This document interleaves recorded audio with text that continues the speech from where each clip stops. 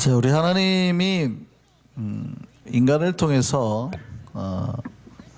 원하는 게 있어요. 예배, 워십, 그죠? 경배하는 인생, 영광 돌리는 인생 원합니다. 근데 하나님은 어떤 예배, 어떤 헌신, 어떤 섬김을 원하실까요? 여기에 두 아들이 있습니다. 우리 수전한테 잘 번역해 주세요. 자, 여기에 두 아들이 있어요. 근데 이 하나이는 교회를 가기 싫어합니다. 그러니까 엄마가 아들하고 딜을 하는 거예요. 너 교회 가면 내가 10불 줄게. 그래서 아들이 교회에 와 있습니다. 물론 이 아이가 예배에 와 있는 거는 굉장히 그나마 다행스러운 일이죠. 교회 나와 있는 자체가 나쁜 건 아닙니다. 그죠? 그런데 다른 아들이 하나 있습니다. 이 아이의 부모는 절에 다녀요. 교회 나가면 안 돼요. 교회를 다니지 못하게 합니다. 왜냐하면 그 옛날 엄마들 그런 생각 있잖아요. 한 집안의 종교가 두 개면 집이 망한다. 우리 집안이 안 되는 건 네가 교회 다녀서 그런 거야. 뭐 이런 거 있잖아요. 그래서 아이들을 교회 못 다니게 했거든요. 그런데도 불구하고 이 아이가 교회로 갔어요. 예배가 끝나고 불안했습니다. 집에 가면 혼날 것 같았어요. 자, 근데 예배를 놓고 보면 두 아이 중에 어느 아이가 진짜로 하나님 앞에 예배를 드렸을까요? 누가 예배 때 은혜를 받았을까요? 그날 예배의 설교는 똑같았을 거예요. 그죠? 찬양도 똑같았을 거예요. 예배 시간도 똑같았을 거예요. 모든 순서는 다 똑같았을 거예요. 근데 도대체 누가 예배를 받았을까요? 예배 때 하나님이 역사 안 하는 게 아니고 그 누군가가 예배에 참석한 누군가의 마음이 어떻게 준비됐냐에 따라서 예배 은혜를 받고 못 받고가 결정이 되는 거죠. 그 뒤에 아이, 두 번째로 말했던 아이가 바로 저였어요. 저희 부모님은 교회 안 다녔었거든요. 제가 제일 먼저 다녔어요. 저는 교회 나가 있는 게 얼마나 좋았는지 모릅니다. 교회에서 예배 드리는 거, 찬양하는 거, 기도하고 교회 청소하고 이런 게 정말 좋았어요. 제가 교회에 같이 있는 우리 아이들 중에 중학교, 제가 고등학교 때 이해 못했던 게 있습니다. 교회에 특수부류의 아이들이 있더라고요. 모태 신앙이라는 아이들이 있더라고요. 이놈들이 얼마나 못하면 못해 입에 달고 사니까 이거 하라 그러니까 이것도 못해. 야, 너 저거 해봐라 그랬더니 교회 청소도 못해. 뭐 일하라 그러자니까 난 시간이 없어 그거 못해. 청소하자 그러니까 그거 못해. 얘네는 입을 못해 하고 달고 살아요. 근데 보면 다 집사님들 아들이에요. 집사님, 장로님 뭐 굉장히. 그리고 얘네는 태어날 때부터 집안이 다 믿었다는 거예요. 희한하다. 왜 쟤네한테 못해 저러나 봤더니 엄마의 뱃속에서부터 태어났다고 그래서 모태 신앙인 거예요. 저는 그게 이해가 안 됐어요. 진짜로 이해가 안 됐어요. 저렇게 편안하고 다 가진 놈이 집에서 신앙생활 하라고 막 밀어주는데도 신앙생활을 못하는 애들에 대해서 저는 이해가 안 된 거예요. 그냥 우리 집은 가면 큰일 나니까. 우리 집은 가면 두드러 맞으니까. 집에 가려면 신앙생활을 하려면 투쟁을 해야 되는 거예요. 집과 싸워야 되는 거예요. 집에 있는 불상을 깨야 되고 뭐 이런 상황이었는데 저는 그렇게 하나님 앞에 매달렸는데 누군가는 제발 교회 나가라고 돈을 주는 거예요. 너 이번 주에 교회 나가면 뭐 내가 5,000원 줄게, 1,000원 줄게 뭐 이런 상황. 우리는 헌금이 없어가지고 하나님 앞에 드릴 돈이 없어가지고 맨날 미안해서 예배를 드리면서 1,000원 못 낸 것 때문에 마음 아파하고 이랬는데요. 자, 두 부류의 예배를 드리는 사람이 있어요. 하나님이 어느 예배를 받으실까요? 하나님이 기뻐하시는 예배는 그러니까 와 있는 게 중요해요. 와 있다 보면 그 마음이 열리게 돼 있습니다. 그러니까 억지로라도 교회 나오게 하는 거는 괜찮아요. 그 엄마가 돈을 주어서라도 교회 나오게 한 거는 잘한 거예요. 옳은 일이지만 더 중요한 거는 신앙이 자라나면 반드시 스스로 예배를 드리는, 마음으로 예배를 드리는 일이 발생을 해야 된다라는 거예요. 하나님이 기뻐하시는 예배는 마음으로 드리는 예배니까. 하나님은 스스로 드리는 예배, 스스로 드리는 헌신, 진짜 자기가 드리고 싶어서 하는 그 찬양을 받으시기 때문입니다. 하나님이 받으시는 건 그래서 껍데기가 아니고 마음이에요. 시편 51편 말씀 볼까요? 다윗이 이런 기도를 합니다. 주의 구원의 즐거움을 내게 회복시켜 주시고 자원하는 심령을 주사 나를 붙드소서.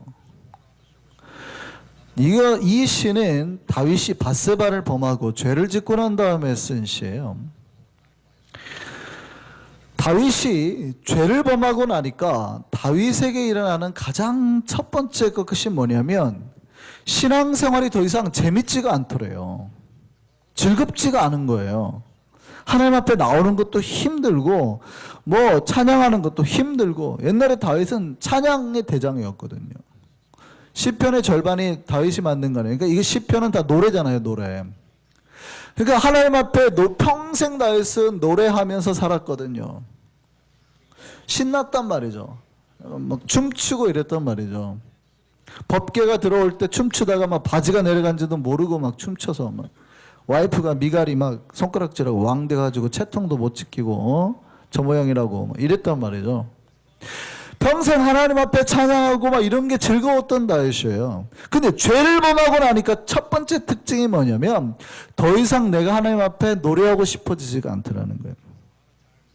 내가 구원받은 게 즐겁지가 않더라는 거예요. 교회 와서 찬양하는데 별로 재밌지가 않아요. 신나지가 않아요.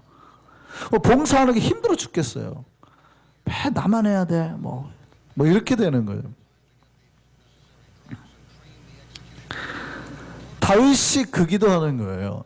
아이고 주님, 큰일 났습니다. 제가 밧세바 죄를 범하고 나니까 제 안에 일어나는 첫 번째 상태가 이거예요. 구원의 즐거움이 없어지더라는 거예요. 아하, 내가 구원에 더 이상 예수를 믿는, 내가 구원받았다는 것에 대한 즐거움이 없습니다. 두 번째, 내가 스스로 뭘 하고 찬양하고 스스로 봉사하고 하고 있는 그 마음이 사라졌다는 거예요. 두 가지를 달라는 거예요. 내가 하는 일에 대한 기쁨, 하나님 앞에 드린 거에 대한 기쁨, 그 다음에 스스로 하는 마음 회복시켜 달라고.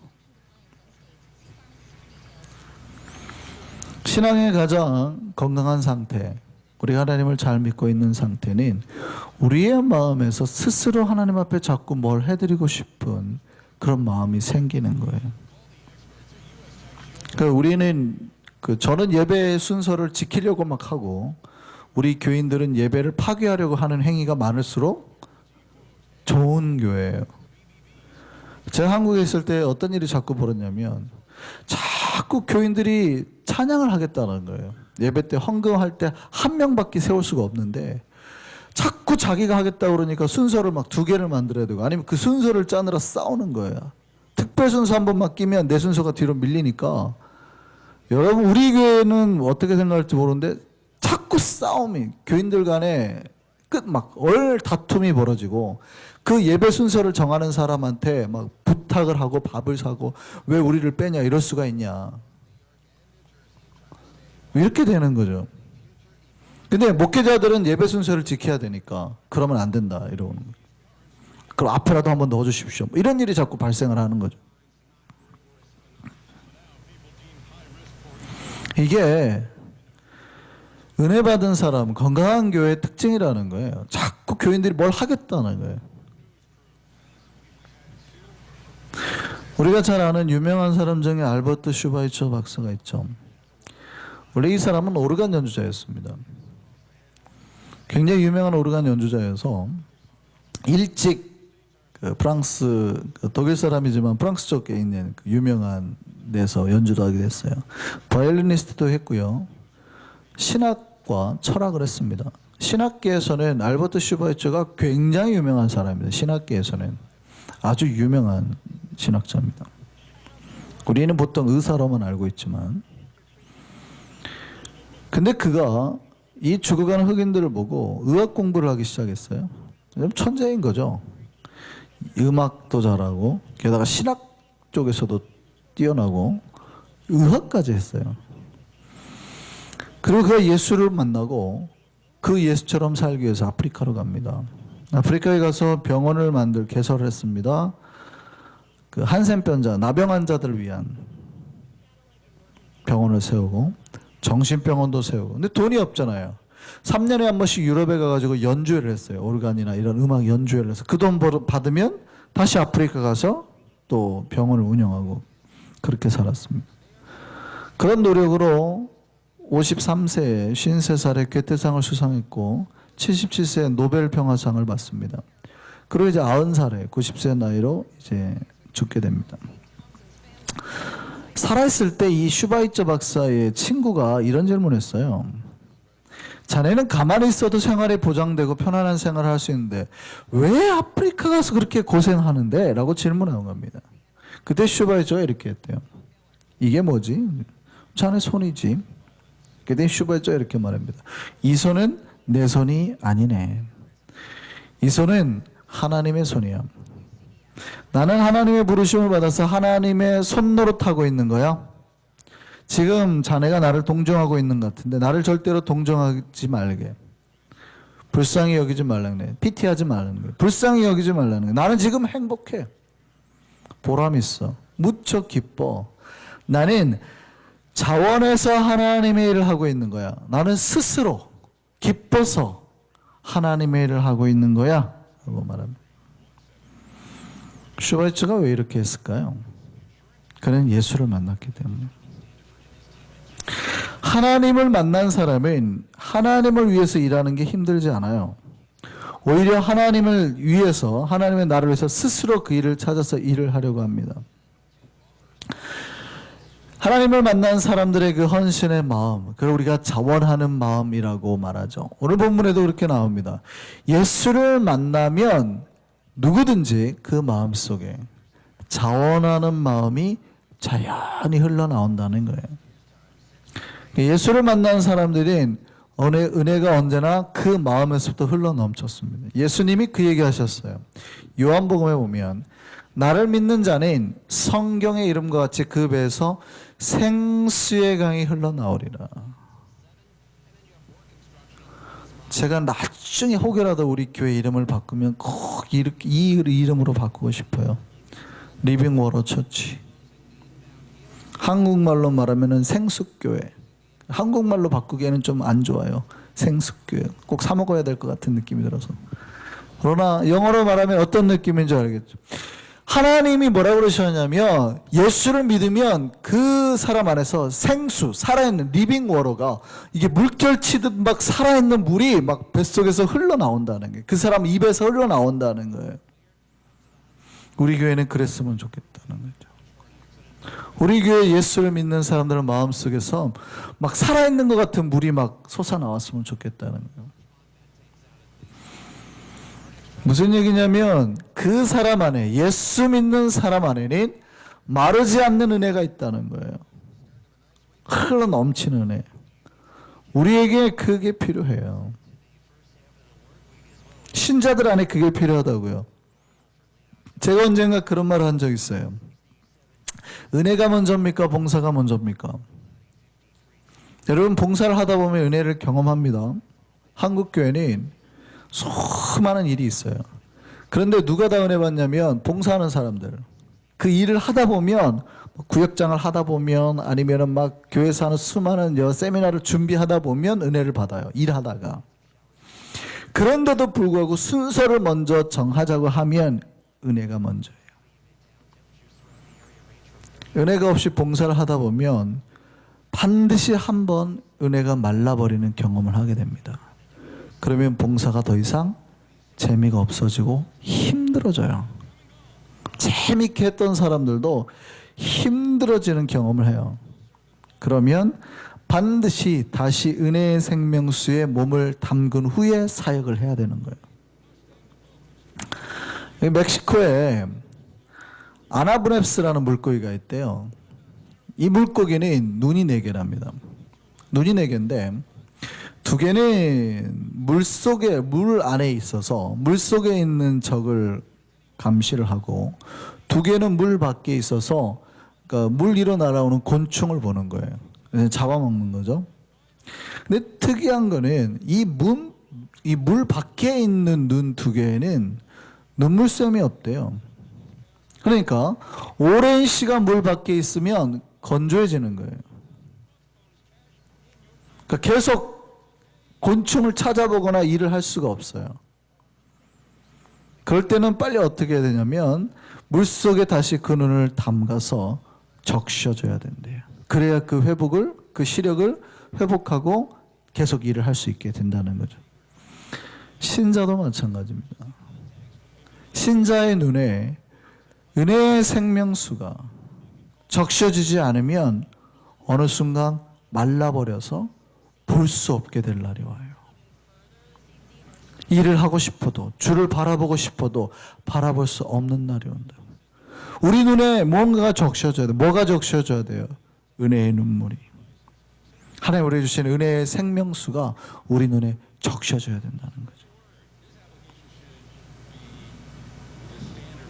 그렇지 않으면 핏발이 선체로 빨개 가지고 이제 일을 하게 될 거예요. 오늘 본문에 보면 모세의 말을 듣고 마음이 움직인 사람들이 나옵니다. 모세가 하나님의 말씀을 받아서 내려와서 뭘 하냐면 회막을 지으라고 하나님 말씀하셨다라고 말하니까 텐트를 이제 만드는 거죠. 하나님의 장막을. 아무도 그들에게 강요한 사람은 없습니다. 오늘 본문에는 마음이 감동된 자, 자원하는 자들이라 나옵니다. 이들이 하나님의 회막을 짓기 위해서 예물을 가지고 나옵니다. 수많은 자기들이 하고 있던 이 귀걸이, 모든 반지, 목걸이 이런 걸 다 가지고 나오는 거죠. 그리고 뿐만이 아니라 직접 실을 만드는 여인들도 나와요. 이번 주일날 설교했지만 하여간 여자들이 무서워요. 엄마들은 대단합니다.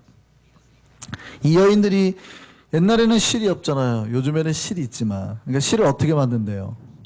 텐트를 묶고 하려면 긴 끈이 필요하잖아요. 광야니까 나무 같은 데서도 구할 수 없어요.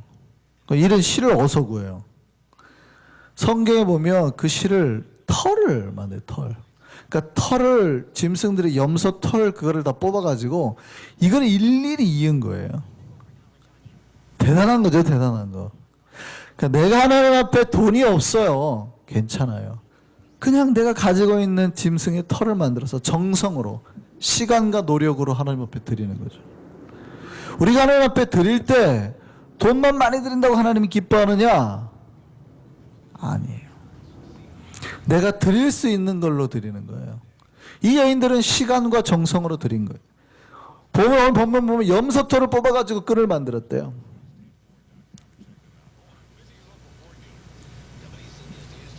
그렇게 하나님 앞에 정성을. 왜냐하면 천막을 치고 뭘 만들려면 연결하려면 끈이 많이 필요하잖아요.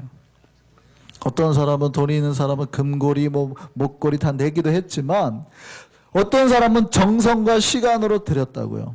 여유가 있는 족장들은 보석도, 기름도, 향품도 가지고 나와요. 그러니까 자기가 할 수 있는 것 안에서 최선을 다했어요. 이게 하나님 앞에 바로 드리는 예배요, 헌신이요, 자원하는 마음입니다. 많은 분들이 그렇게 봅니다. 목사님, 헌금 얼마나 해야 됩니까? 답이 없죠.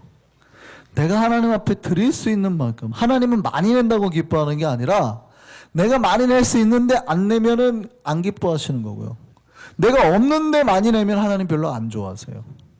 그렇잖아요. 없는데 많이 낸다는 거 도둑질했다는 얘기밖에 안 되니까. 내가 드릴 수 있는 거, 돈이 없으면 어떻게 해요? 제가 말씀드렸잖아요. 학생 때 돈이 없었어요. 정말 1,000원 한번 하나님 앞에 헌금할 수가 없었어요. 그러면 뭐 해요? 내가 할 수 있는 시간, 정성, 목소리 이런 걸 하나님 앞에 드리는 거죠. 청소를 하고 아이들을 가르치고. 그래서 저는 일찍 교사를 했습니다. 고등학교 졸업하자마자 교사를 했어요. 고등학교 때부터 이미 성가대를 섰고 하나님 앞에 노래를 드리고 하나님 아이들을 가르치고 일찌감치. 그게 제가 할 수 있는 헌금이고 헌신이고 예배였거든요. 헌신은 그렇게 하는 겁니다. 자원해서 하는 거예요. 내가 무언가를 바라지 않고 하는 거예요. 보석을 낸 사람이 실을 낸 여인들을 비난하지 않았습니다. 야, 겨우 실 가져왔어, 이러지 않았어요. 내가 반지 하나 냈다고 보석 낸 사람 앞에서 부끄러워하지도 않았습니다. 왜냐하면 그게 내가 하나님 앞에 할 수 있는 최선의 것이거든요. 하나님은 그걸 기뻐해요. 오늘 본문에는 나오지 않았지만 얼마나 많은 사람들이 예물을 가지고 왔는지 나중에 모세가 그렇게 말합니다. 고만 가져와라. 명령을 내렸대. 야, 고만 가져라. 넘친다에 넘쳐. 출애굽기 36장 볼까요? 5절 보면 모세에게 말하여 이르되 백성이 너무 많이 가져오므로 여호와께서 명령하신 일에 쓰기에 남음이 있나이다. 그러니까 모세가 뭐래요? 명령하여 내리며 진중에 공포하여 이르되 남녀를 막론하고 성소에 드릴 예물을 다시 만들지 말라. 그렇게 하니까 백성들이 가져오기를 그쳤대요. 왜냐하면 재료가 모든 일을 하기에 넉넉히 남음이 있었더라.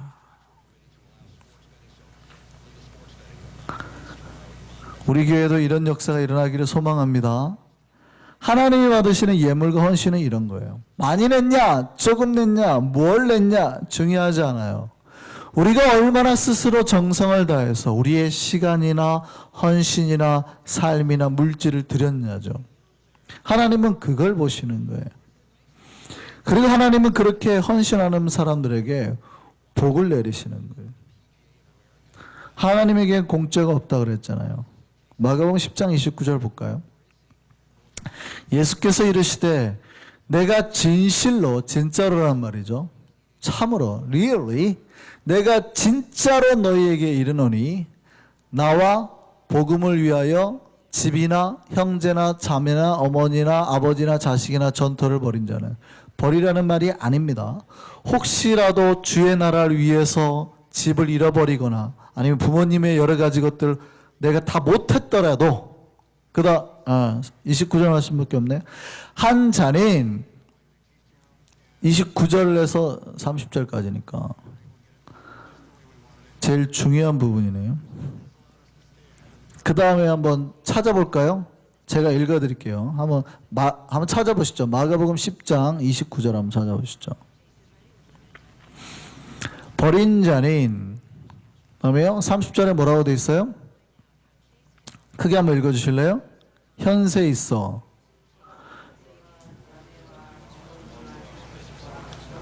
몇 배 받아요? 자, 다시 한번 보시죠. 예수께서 이르시되 나를 위해서, 복음을 위해서 혹시 집에 손해가 있고 형제, 자매, 어머니나 가족들에게 문제가 생긴, 그들을 잘 하지 못한 자, 그래서 그들에게 여러 가지 손해가 난 자, 하나님 나라를 위해서 이렇게 헌신한 자는 현세에서 이 땅에 있는 동안에 집 아니면 여러 가지 가족, 여러 가지 그들에게 전토니까 땅이니까 모든 복이 몇 배를 받아요? 100배를 받아요. 예수님이 주신 약속이죠. 나를 위해서나 여러 가지 하나님 예수의 복음을 위해서 수고한 자는 이 땅에 사는 동안에 몇 배를 받는다고요? 100배를 받아요. 물론 그 다음에 이것도 있어요. 박해도 받을 거야. 물론 100배를 받지만 박해도 똑같이 받을 거고 그 다음에 그 박해뿐만 아니라 영생도 누리게 될 거다. 이렇게 말합니다. 하나님은 우리가 하나님 앞에 시간을 드렸잖아요. 정성을 드렸잖아요. 찬양을 하나 드렸잖아요. 잊지 않으시고 그 마음에, 물론 내가 1시간을 드린 게 1시간의 가치는 아닙니다. 무슨 얘기냐면 내가 1시간을 드렸어도 1분간 내 마음을 다했으면 1분만 드린 거예요. 그러니까 내가 얼마나 하나님 앞에 진짜로 드렸냐는 얘기죠. 하나님은 그걸 다 기억하신다. 그리고 몇 배로 갚으신다고요? 100배로 갚으실 줄 믿습니다. 하나님의 약속이에요. 현세니까 이 땅에 사는 동안에 죽어서 받는 게 아니라 이 땅에 사는 동안에 100배나 받게 될 줄 믿습니다. 약속 붙드세요. 하나님에겐 공짜가 없으니까요. 인도의 이야기 이런 게 있어요. 인도에 거지가 있었습니다. 길가에 앉아서 구걸하는 거지가. 구걸할 때 사람들이 지나가다가 이렇게 얼마씩 넣어주는 거 아니에요. 근데 어느 날 거지가 큰 행렬 보니까 이 왕자님이 나오는 행렬이에요. 그러니까 수많은 사람들이 쫙 오는 거예요. 기대를 했습니다. 우와, 왕자님이 오시면 틀림없이 나한테 돈을 많이 주실 거야. 근데 그 왕자가 지나가다가 진짜 그 거지 앞으로 왔어요. 딱 그랬더니 왕자가 뭐라 그러냐면, 네 그릇 속에 있는 쌀을 나한테 다오. 왕자가 완전 나쁜 왕자죠. 이 강도 중에서 이런 나쁜 강도가 없죠. 어디 뺏어갈 게 없어. 그 거지 밥그릇 속에 들어있는 쌀 몇 톨을 달라고 그러는 거예요. 거지가 갑자기 마음이 확 상했습니다. 나쁜 놈의 왕자 같으니라고. 어디 득쳐먹을 게 없어. 거지 밥그릇에 있는 쌀을 달라고. 근데 이런 그릇이 아니라 이렇게 항아리처럼 생긴 거니까 보이지는 않죠. 손 넣어서 이제 꺼내야 되는 거니까. 손을 넣어서 꺼냈어요.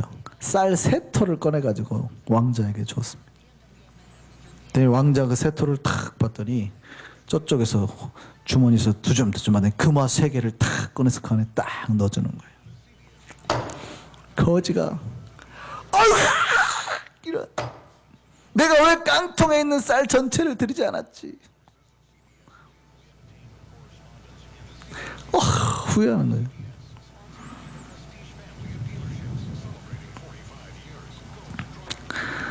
하나님이 우리한테 무언가를 헌신하고 요구할 때 뺏어가고 강탈하려고 하는 게 아니에요. 우리의 정성을 보는 거예요. 하나님에게 여러분이 돈을 내고 시간을 내는 게 얼마나 되겠습니까? 하나님이 이 세상에 제일 부자신데, 그죠? 하나님 돈이 없어 헌금하라 그러겠어요. 근데 우리는 어떻게 받느냐면, 하나님이 내놔봐, 가진 게 뭐 있어 내놔봐 그러면 뺏어가려는 줄 알아요. 강탈해 가려는 줄, 막 강도처럼 막 뺏어가는 줄. 근데 하나님은 우리의 그 쌀 3톨의 정성을 보고 100배로 갚으시는 거예요. 금화로 갚으시는 거예요. 황금으로. 하나님은 우리의 자원하는 마음을 보십니다. 스스로 하는 마음. 만일 거지가 그때 자원하는 마음으로 자기가 가진 걸 다 드렸다면 다 받았겠죠. 어마어마하게 받았겠죠. 하나님 우리 헌신과 수고에 이 땅에서 100배로 갚으신다고 약속하셨습니다. 우리 모두 하나님 앞에 날마다 우리의 마음과 생각과 삶과 우리 가진 모든 것 가운데 자원하는 마음으로 나아가는 우리가 되기를 원합니다. 드리면 주님이 반드시 우리에게 우리는 상상하지 못할 100배의 복으로 갚아주실 줄 믿습니다. 그 복을 받고 또 받고 누려 사는 우리 모두 삼성교회 YCM 우리 한성교회 교우들 되기를 소망합니다. 기도하겠습니다.